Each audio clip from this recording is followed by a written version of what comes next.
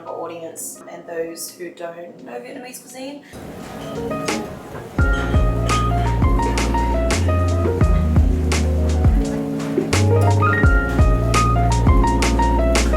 Being as close to tradition as possible, but then also giving it that little bit of modern twist.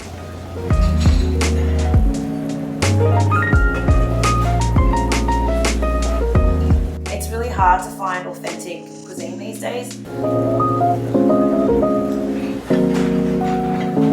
way I've designed the menu for the different levels is, one, the restaurant is a more sit-down venue, so you have more space, more time to enjoy. It's a more vibrant atmosphere, so the flavours are a lot more herbaceous, much more room for fiddling around and sharing. So it's more like a family style, because that's kind of the tradition of Vietnamese cuisine. Whereas the bar snacks are more malty, more syrupy kind of flavours to match more the snack style. Because after you drink a while, food becomes a little bit more bland. So I try to make the flavours here a little bit more prominent than what would be upstairs.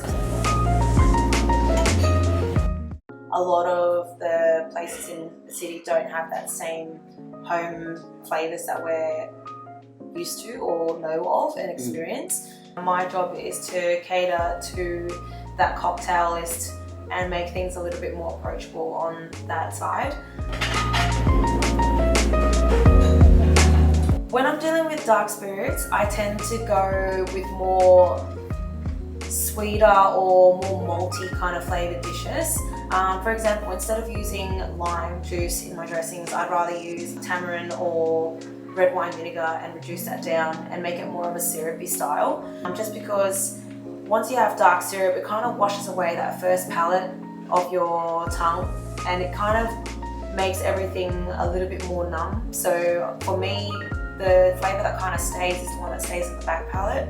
Having lighter flavours at the forefront doesn't really last, and it just becomes really bland. So what we are designing right now is stuff that can kind of linger and not disappear once someone drinks their drink, but we don't want to overpower the drink either. So I wouldn't be using stuff like shrimp paste or anything like that on the bar snacks, just because it will wash away that beautiful Scotch flavour, and then it will just become a really dominant flavour or smell instead. So upstairs will be more restaurant based, so it'll be a lighter option, and there will be more lighter option cocktails.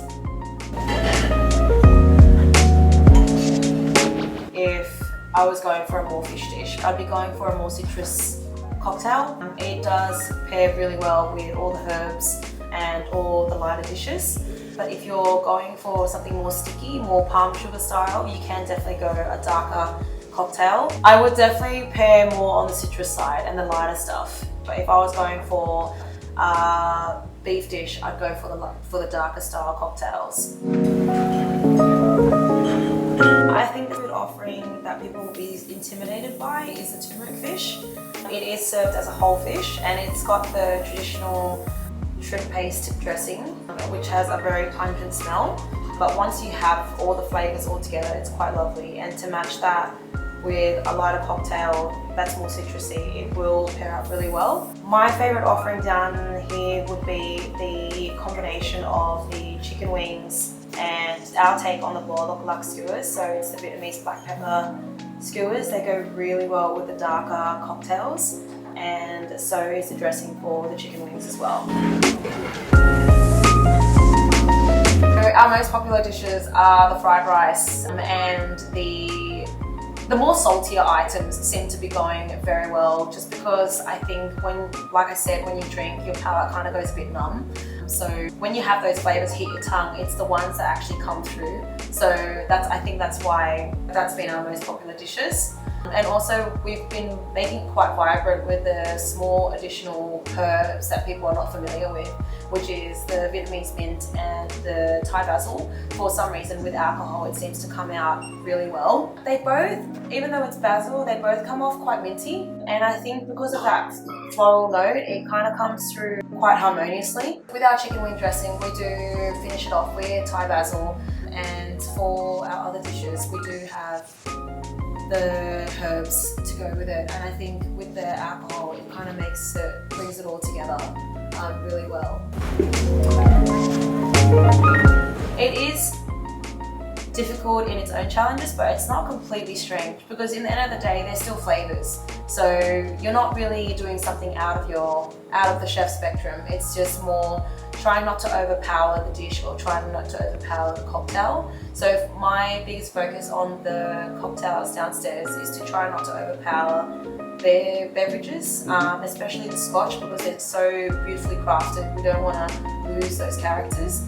We just want to complement them, and I think that's the biggest thing with food and drinks. We just want to complement each other. We don't want to override the other dominant flavors.